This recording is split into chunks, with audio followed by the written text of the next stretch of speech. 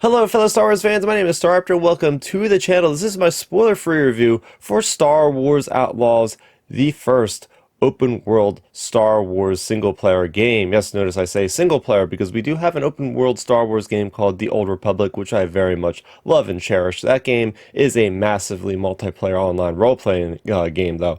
We also have Lego Star Wars Skywalker Saga, which has never really been billed as an open world game, but it does have very similar elements with traveling around the galaxy, such as in Outlaws. So the story behind this one is Kay Vess is an up-and-coming scoundrel in the underworld. She starts off on Canto Bight, gets wrapped up into a much bigger conflict, and she has the goal of putting together a crew to go on a heist. So yes, it sounds very familiar to some other Star Wars stories.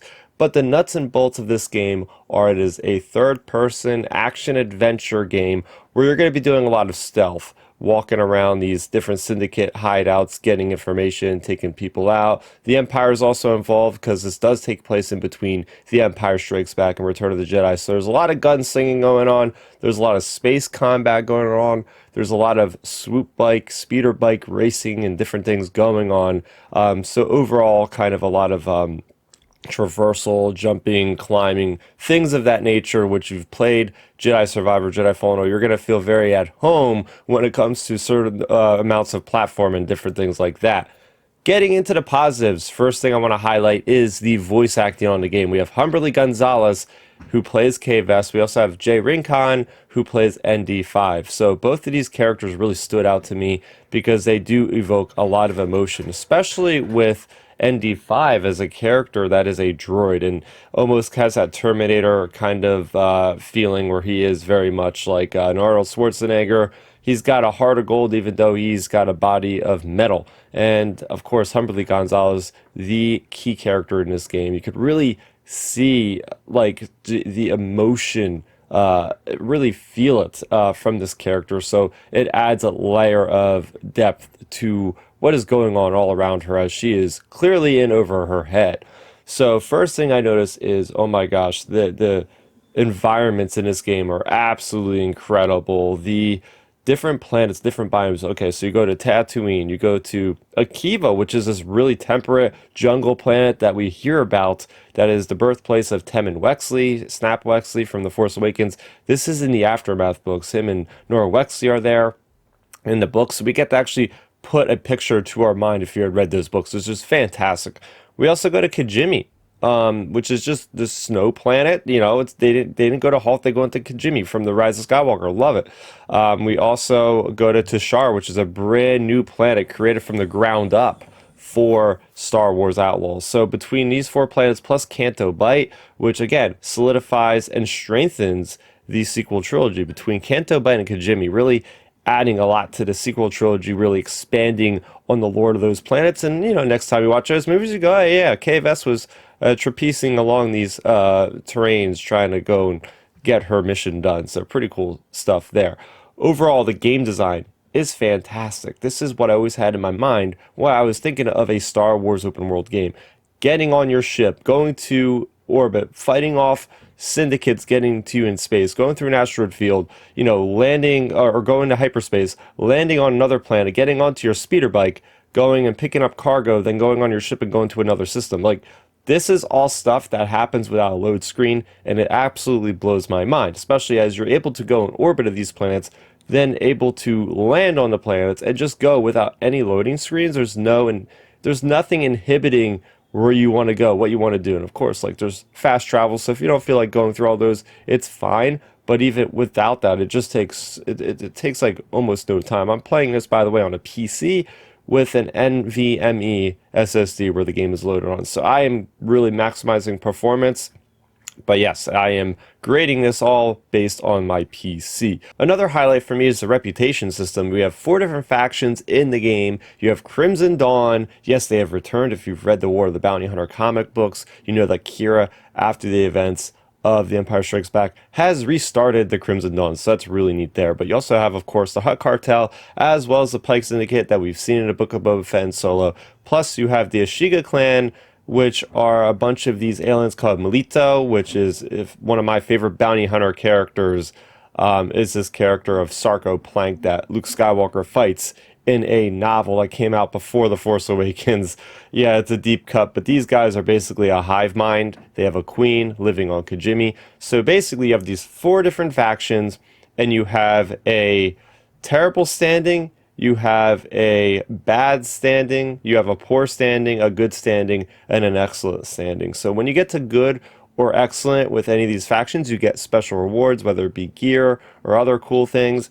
But if you go all the way to the worst reputation with them, called terrible, next thing you know, these factions are going to be sending out their hit squads at you. Even if you're in a main mission, you could be interrupted by these guys. So it's always keeping you on your toes. But there is a give or take with the system. So if you take a contract or a mission that increases your reputation, let's say with the Pikes, it might also decrease your reputation with the Crimson Dawn and vice versa. So throughout the game, you're going to give choices where you're going to either raise or lower these reputations. So I really like that give or take. So the character of Nix, who is a Merqual, and like Yoda, we don't know what planet he has come from. We don't even know if there's any other out there, at least according to Kay, but he is this really cute companion. You thought BD1 from Jedi series is really cute. Like, this guy is even cuter. And, you get these awesome moments where you could really, again, see the emotional impact on this little character. The cute little tendrils. As you crouch, he crouches. As he gets scared, you can see him clearly scared. So there's a lot of cool interactive things you could do with him as well, whether it be distracting people in stealth or attacking them or hitting switches or hitting levers. There's even a mini game when you go to certain capital cities and these planets, and you could have these like quick time event, like little eating challenges, which he just really shines in those moments. So this character is vital to the game, and I really like how Ubisoft and Massive implemented him. Also, another cool way they implemented ability unlocks are not just paying credits for, increasing damage on a gun or something. No, they actually are giving you abilities by going out and doing things in the open world, whether it be collecting certain kind of gear or anything like that, or doing certain missions to unlock them. I thought it added a little bit more weight to the idea that Kay is an entry-level scoundrel, and she has to kind of prove her weight by going and exploring. And this really does a great job with begging you to explore. Even after the main mission is done, which took me about 30 hours, there is still a lot to explore, and that begs you to go around and really see the details of this massive galaxy that Massive have actually created. Also, the mini games really enrich the experience. So you have a full-fledged version of Sabacc called Kessel Sabacc, and just like other games like The Witcher 3 Wild Hunt that distracted me using Gwent in that game, Sabacc is definitely one of those games that I could see myself playing from time to time, just jumping on Outlaws just to play a couple games Sabacc, because it's similar to Blackjack. You're trying to get numbers closer but lower as well. There's a whole set of rules. And it's fun because you play against 2 or 3 other computer opponents, and you can even cheat with Nix or other kind of sly moves. So it is a very cool thing. You also have Fathier racing you could bet on. You have Star Wars like vector style video games that look like they're from the 70s. So great design there, but a lot of fun stuff to have in your downtime if you don't feel like shooting up syndicates or the Imperials. By the way, they have normalized and shined a light on slicing in Star Wars. For the longest time, we've always heard about slicing. Even in The Last Jedi, we hear about slicing with DJ, but now we actually get to see what that looks like. So it's cool having a slicing kit and doing this pseudo version of Wordle in Star Wars, which is really fun. Plus, the data spikes are a lot of fun. We've seen them or heard about them way back in Knights of the Republic, and now we actually get to see what that is. And giving character to Kay, she uses a spike as a pin for her hair, so whenever she's going to hack into something with the spike, she takes it out of her head and she puts it into the module, and it's all a rhythm game. So listening as a drummer myself, it's fun to be able to time these things, and then they are a good break from the gameplay. And it's cool because you can be interrupted while playing these things or doing these things. Like, you could be in the middle of slice, middle of data spike, and a stormtrooper could come up and hit you in the back of the head. So it does cause you, again, to have that tension, to be on your toes. I do feel like this is maybe the most immersive Star Wars game I've played, as far as going to, let's say, Miragana, the capital city in Qi'ra. Very dense, populated, like city built into like the underground of a mountain, which is really cool. And you got the neon lights, you got the smoke, but you have so many characters walking around, right? You have Mon Calamari, you have Aqualish, you have humans, you have Pantorans, you have just droids just rolling about, people having conversations. You're seeing emergent gameplay of stormtroopers heckling some syndicate members, and it just organic conversations that are happening. I was able to have a conversation with this one gambler down on his luck asking for money. He said, okay, I will double the money the next time you see me. Guess what he did? When I gave him 100 credits, he gave me like 250 credits the next time I came upon him. Like, there's really cool stuff like that, that again, just add more layers to the open world of the game itself. The music is great. I liked how this is a composition that is not just borrowing from John Williams every 3 minutes. Like, I don't think I've ever even heard a single reproduced Star Wars song in this entire game, but there are certain moments that it almost feels like it's like an offshoot of The Empire Strikes Back, because you can hear the homages to certain notes and different things like tracks off of The Empire Strikes Back. So that I really appreciate. And last but not least, for positives, great synergy with other Star Wars material. I mean, they're pulling, of course, from the sequel trilogy, but they're pulling from the Mandalorian verse. They're pulling from the 2015 Star Wars comics. They're pulling, obviously, from the War of the Bounty Hunter comics, which I highly recommend that you read to really get an enriched experience when playing this game. They're pulling from the High Republic, name-dropping Nihil and Starlight Beacon. They are pulling from the 2020 Star Wars comics with things like the Tarkin's Will, deep cut there. So I absolutely love this. I mentioned Aftermath. Like, every stone is unturned. They have left no stone unturned, I should say. I'm speaking like Yoda, apparently. But no, there's a lot of good lore callbacks, probably the most dense of any game I've played. Now, with all that being said, negatives. There are some nitpicks, some bigger things I want to talk about here. Well, the first thing is a nitpick. The speeder controls are a bit wonky. You're flying really fast. You could hit a little rock and your person goes flying off. Like, I feel like it's a little bit unforgiving. I don't know how they could get around this. Maybe just not have you fly off your bike. They just like slide to the side or something like that. But that did get me out of the experience a little bit there. Could have used more enemy variety.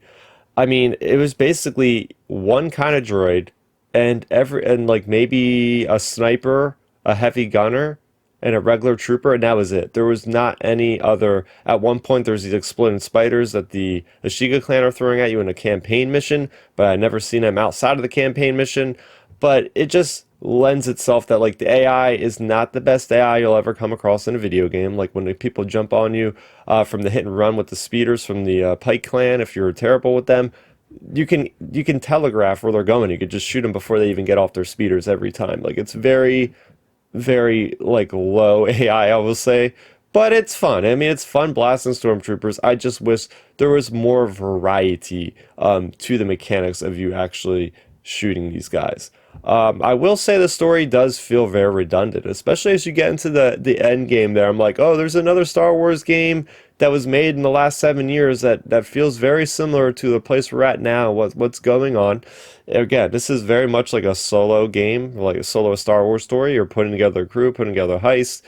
I feel like Kay Vess is a good character. I would have liked to see more from her story. I would have liked to see more of a justification for what she is doing. So the story was serviceable. I will say that it did have its highs, but at certain points I could see like, okay, there was a little bit more to be desired here. And finally, I feel like the graphics for the environments are really good. Stellar stuff here. But when it comes to certain character models, they do appear to be a little bit muddy as far as like, okay, like there's not a lot of detail there.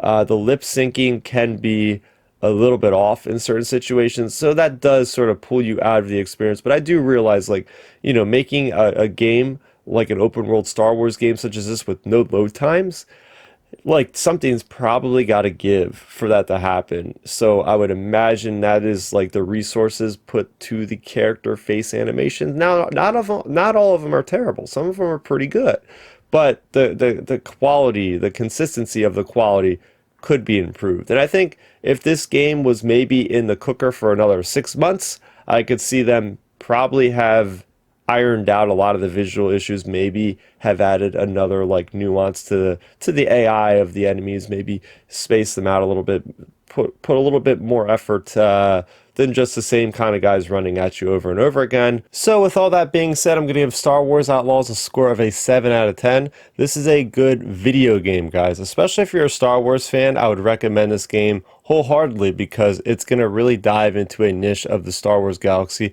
that we haven't quite experienced in a video game in the last decade or so, which is living the lifestyle of a scoundrel, of a smuggler, cargo running, all that good stuff. For the mainstream gamers out there, I don't know if I can give this my entire endorsement because there's a lot of other open world games that do quite a bit better, quite frankly. So it really is going to depend. Your mileage may vary, how much you're going to really gravitate toward this, whether it be with the stealth, whether it be with the storyline, whether it be with the gunslinging. It really just depends, but I'm looking forward to the future stories of Kay Vess and her crew. We got a DLC pack coming out this fall with Lando Calrissian, and next spring we have one coming out with Hondo and Naka, so cannot wait for those. But what did you think about my review? Are you picking up Outlaws? Are you playing it right now? Let me know in the comment section down below. And for more on Star Wars, you're already in the right place. Make sure you go ahead and subscribe to the channel for more on the galaxy far, far away. That's gonna do it for me, Star Wars. Thank you so much for watching, and may the Force be with you always. Thanks for checking out the video. Please hit that thumbs up symbol. It helps me know that I'm making content that you guys enjoy. And if you enjoyed this video, I also include 2 videos down below you guys should check out. And please consider subscribing to this channel. It helps support me and it notifies you guys of when I get new videos up on the channel. You can also contact me on Twitter, Facebook, and Instagram at StarRaptor.